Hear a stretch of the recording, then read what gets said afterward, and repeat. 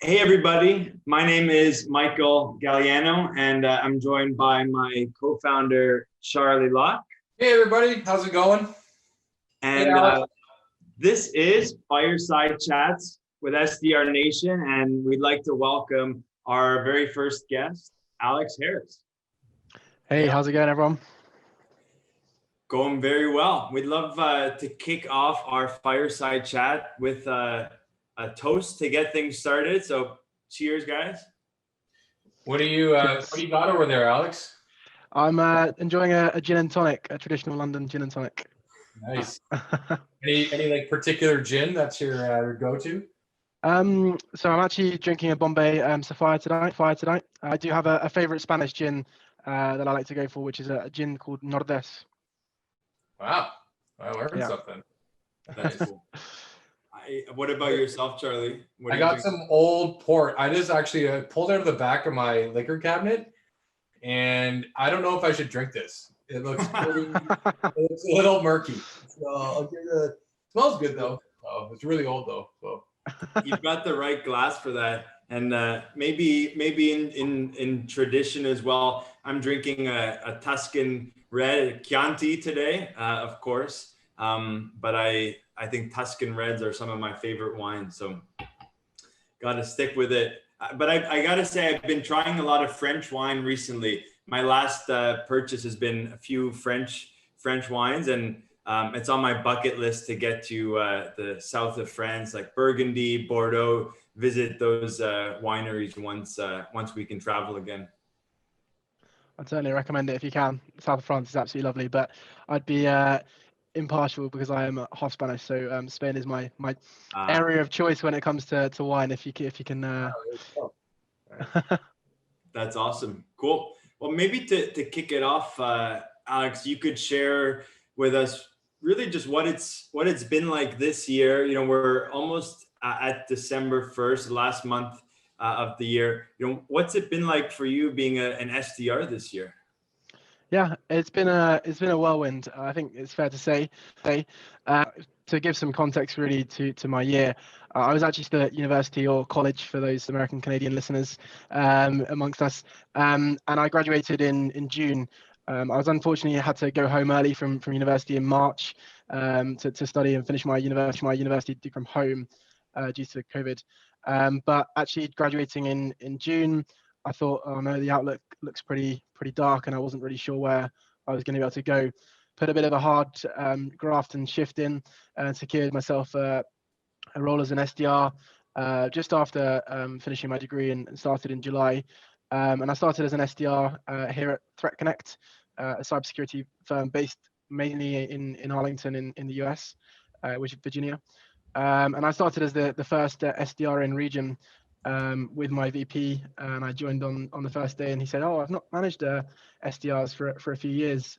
He comes from sort of a consulting and a big T company background, so I was like, "Well, okay, this could be interesting." But being an SDR, kind of building the function out alongside another BDR who joined 6 weeks after me, been walking the path of every SDR. It's been tough. It's been a little bit lonely working from home. Met the team for two days only in the last 6 months almost now that I've been with the business. And yeah, it's been real fun. I think I've learned more than I could possibly have imagined in the last 6 months. There's been some tough days and some good days. But I think the last 6 months have been amazing so far. It's great. It sounds like a good experience, and you've been able to learn a lot. I've been in a similar position, a few years ago as the first SDR, where you need to build out the process as well, build the plane while you fly it. How do you approach that? When you need to, you need to connect with prospects on a day-to-day basis, but you're also working to build a process, a sales development, sales process. How do you manage both sides of it? Yeah, it's a good question. I think it's a tough one to give a definite answer.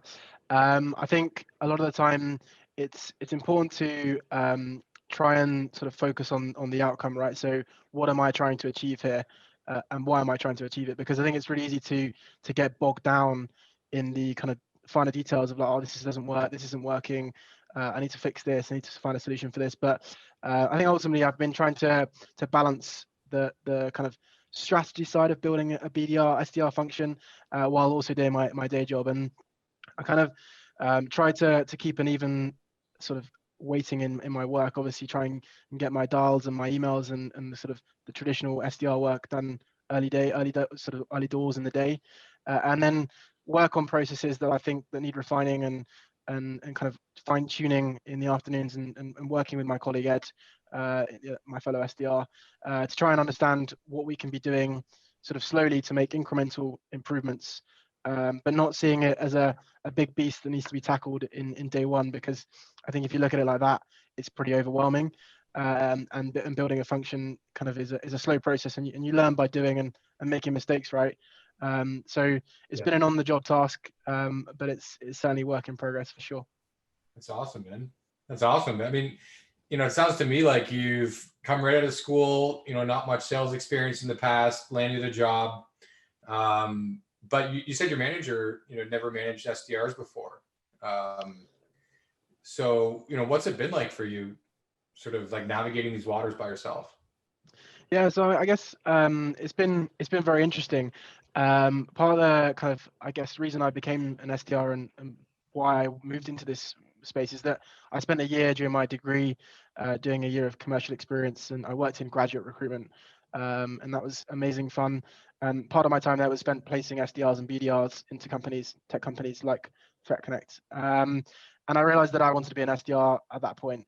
And then I started engaging on a lot of content online on LinkedIn and trying to find thought leaders and understand what it takes to be an SDR, but also what it takes to build a bit of an SDR function. So I guess in terms of what it's been like, I'm trying to find help where I can, right? And it's part of the reason I joined SDR Nation was to get external expertise in order to understand how I improve and do better.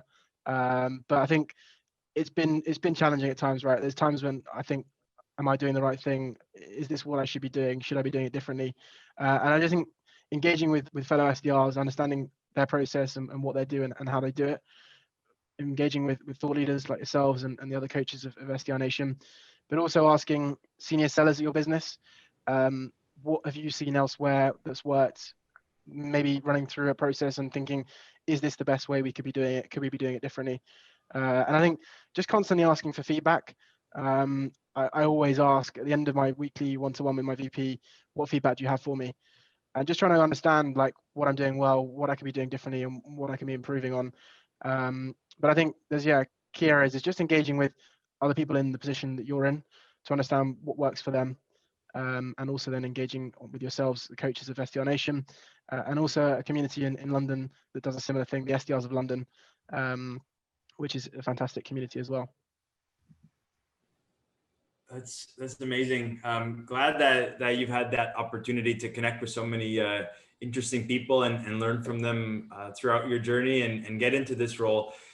You mentioned something earlier on, it's been 6 months now, and it's not been the easiest, being cooped up at home like many of us, especially I think this role where there's probably a bit more than its fair share of rejection than the typical job might have.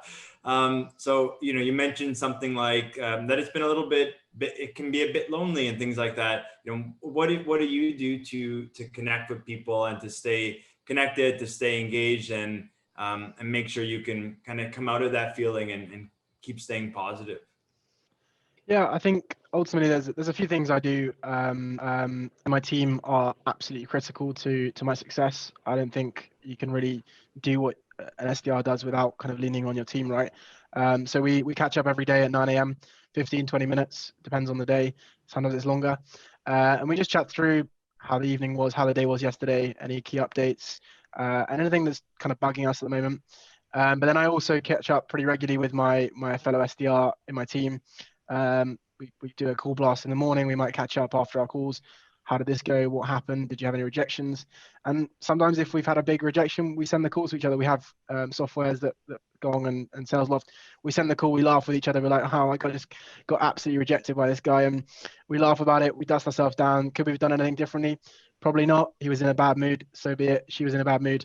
You move on. But I think, yeah, leaning on your team is super important, and then connecting with other SDRs around the world if you can.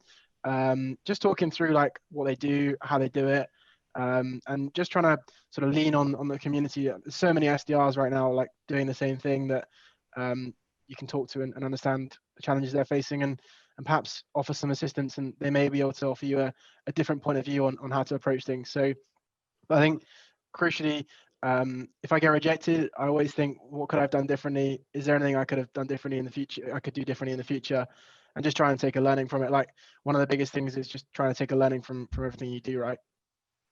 Any really crazy rejection phone calls that you can think of?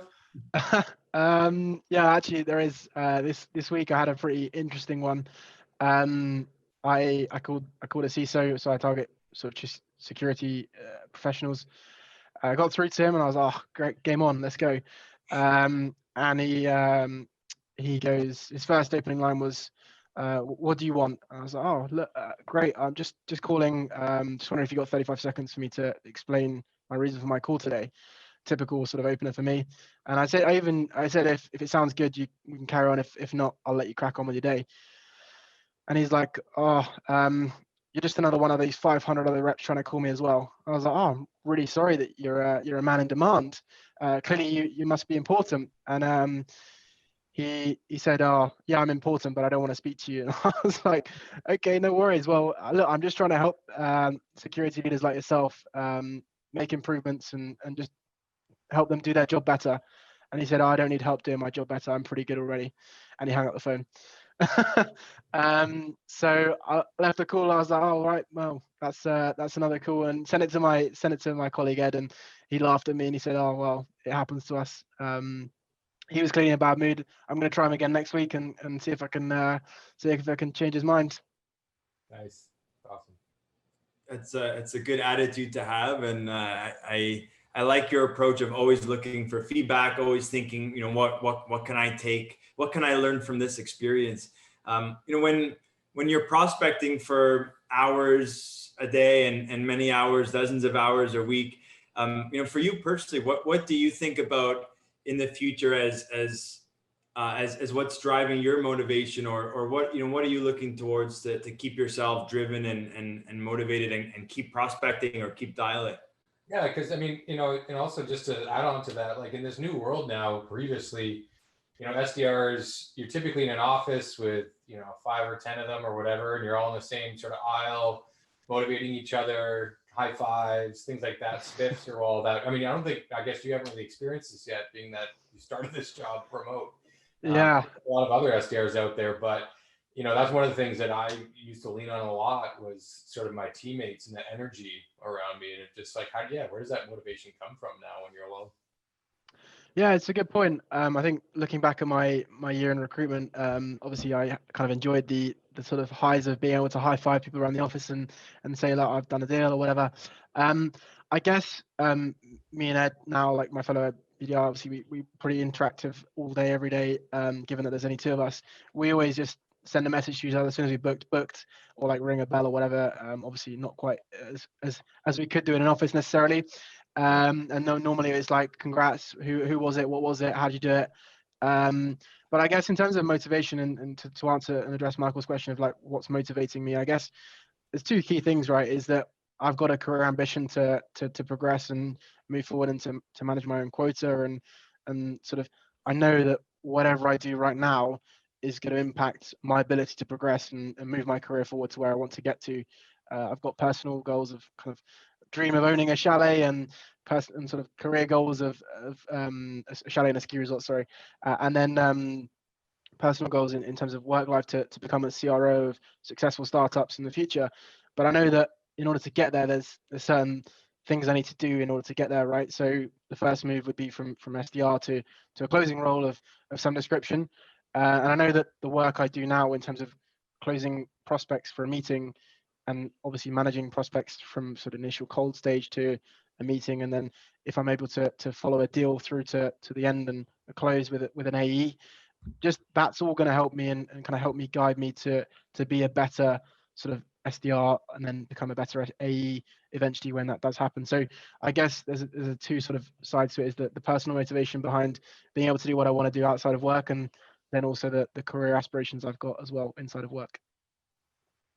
Nice, man. It's awesome. You know, it's been a wild year for a lot of folks, and one of the things, you know, we hear a lot from SDRs like yourselves is just, I think, this awareness they're now getting about you know, maintaining a really strong, healthy mental state. You know, you know, you're an SDR Nation, and we've got that channel, you know, the well-being channel, the Healthy Happy SDR, where we talk a lot about mental health, about, you know, taking care of ourselves in all respects, whether it's psychologically, physically or mentally. Sorry about that. Struggle with that one there. But you know, how are you? I guess maybe what are some of the things you've learned from that channel, or some of the things that you're like, you know, you've adopted, you know, over the last little while to just really keep yourself sane during all this time? Yeah, I guess there's a few things to take away from that channel, really. I think one would definitely be is like take the time to switch off, because it's really easy to not switch off properly from working from home, whereby if you're working in your room where you sleep, like I am myself, your computer's always an arm's length away, right? And it's the temptation of, oh, after the dinner I could do some extra prospecting, or I could contact my leads who are in the US, and for me that's still in their working hours. And I think it's really important to make a definitive cutoff between, okay, I finished for the day, I switch my computer off, and I don't touch it again until the next day. But also I'm quite lucky that my housemates, who actually also happen to be in sales, are quite strict, and we have a policy of like, you leave your work phone in your room once you finish the day, and it's kind of day's done. We talk about work for 10-15 minutes after we finish, and then it's just talking about normal things. But I think aside from that, I try and leave the house every day, because it's very easy to get up, do your breakfast, and just start sitting at your desk and working. I make a conscious effort to try and get a walk in, even if it's at lunch for 15-20 minutes. And a couple of calls I've been doing, take a walk and while you call, like it's an internal team call. Just taking a call in my AirPods while I walk around the block if I can, just to try and help me get some fresh air and stay sane. Obviously exercising as well where I can. Trying to go running here where the gyms are closed at the moment. But it is tough, and I think it's important that you keep in contact with your friends, right? Yeah. Checking in with your mates, just seeing if they're all good, just trying to chat to as many people as you can. And obviously if social distancing allows, wherever you may be in the world, to try and meet up with friends, just to try and take a break from work, right? But another thing I try and do is just watch some sport on the weekends, or even in the evenings, just to try and pass some time while we can't go and hit the pub or enjoy ourselves elsewhere. What are you watching as far as sports? So it varies, but mainly soccer, as you guys would call it, or football in the UK, and rugby union. Rugby union is quite big in England, of course. So a bit of both. Is on right now, right? Well, Six Nations is finished. It's like I guess a weird quilter cup, they call it. So it's like a combination of Six Nations plus some additional nations at the moment. Yeah, I've got. I'm actually half Welsh, so I've got my Of course. my Wales jersey sitting over there. They actually, I think they lost to Scotland for like the first time in like 30 years this year. Yeah. The Scots are playing well at the moment. They've got some good players. They're playing well. Awesome. What's it like living in a sales house, or a house with a bunch of other sales guys? It's interesting. Yeah, we try not to talk about it too much, because obviously naturally three guys who enjoy about sales, and one of them is also in cybersecurity. It's a little tough, but yeah, we joke around. We all do very different types of sales, so it's interesting to see different perspectives. But yeah, it's sometimes a topic that we try to avoid if we can. Yeah, that's fair. I think we've got time, Charlie, for a couple more questions. before we wrap up. It's been an awesome conversation so far. Maybe to get a little bit deeper or forward thinking for a second, you talk about what's driving you and the steps in your career that you're working towards, and you've got a great goal to be a chief revenue officer down the road of a company as well. What's something that you looking back, you hope to congratulate your future self on accomplishing or on achieving? So I think there's two things that kind of spring out to mind right now. Is firstly, graduating in the midst of a global pandemic, and then securing graduate employment like 2 or 3 weeks. I think I knew so clearly wanted to be, as soon as I finished university, I wanted to be an SDR at a scaling tech business, and I was quite adamant that I wanted to be either one of the first or the first SDR or BDR a business.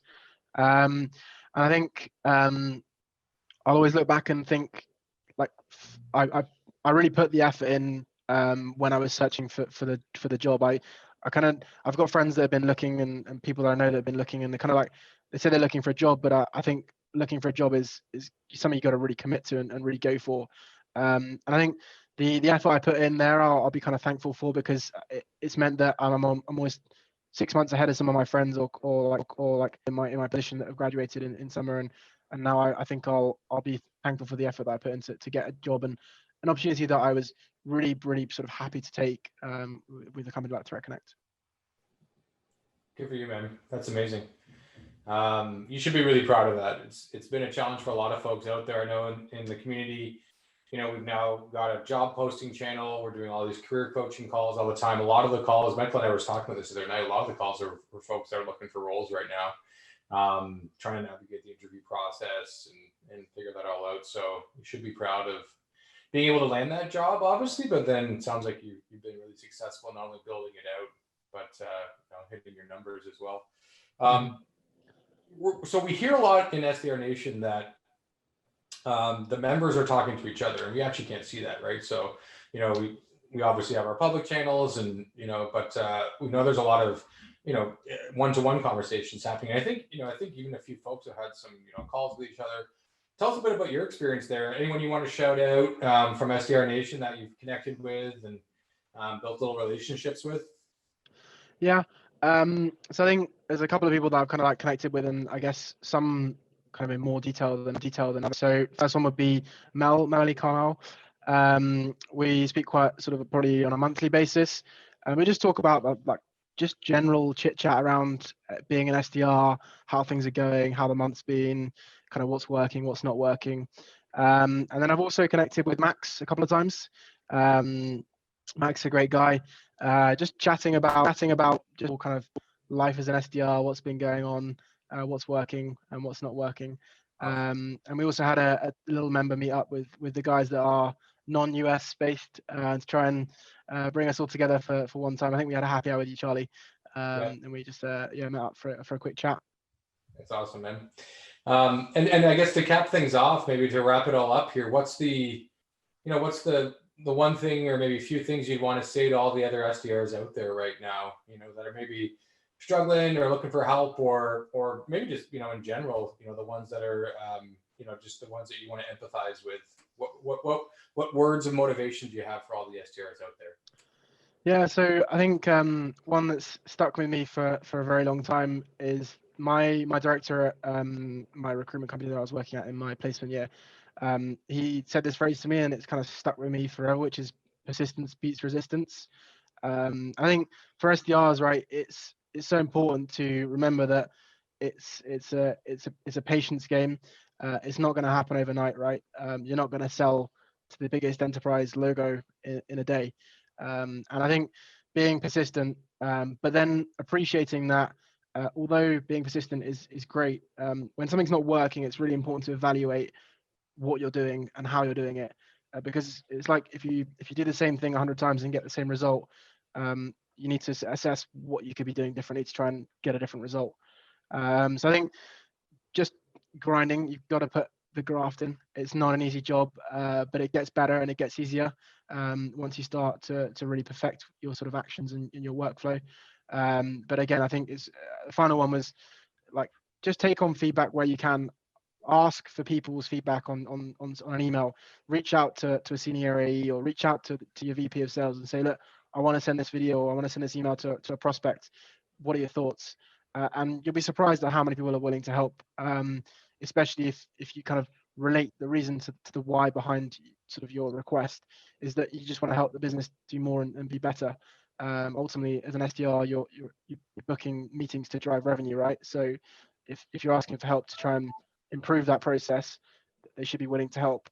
I think not being afraid of asking for help is an important one, especially in this remote scenario we find ourselves in.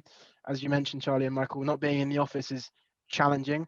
And I think if you aren't overhearing conversations, knocking your colleague on your desk next to you and saying, hey, can you read this quickly? I'm trying to make sure it sounds right. It's really hard to get help. And I think it shouldn't be a sign of weakness. Asking for help is often seen as like a damage in your pride, or I'm asking for help. I really shouldn't be asking for help. I think it's something you should be proud of doing, actually. Obviously, asking the same question twice is sometimes frowned upon, but making sure that you ask the right questions and just ask for help, because I think that's really important, especially now where we're remote. It's really good feedback, and I think is an important message to everyone, especially to SDRs out there and people in their sales careers. It's been an amazing pleasure and treat getting to know you more, Alex, and getting to share this message with our audience and the broader sales community. So just want to say thank you so much for joining our kickoff, our inaugural fireside chat for SDR Nation. And it's been awesome. Thanks so much for having me. It's been a pleasure. Thanks a lot, dude.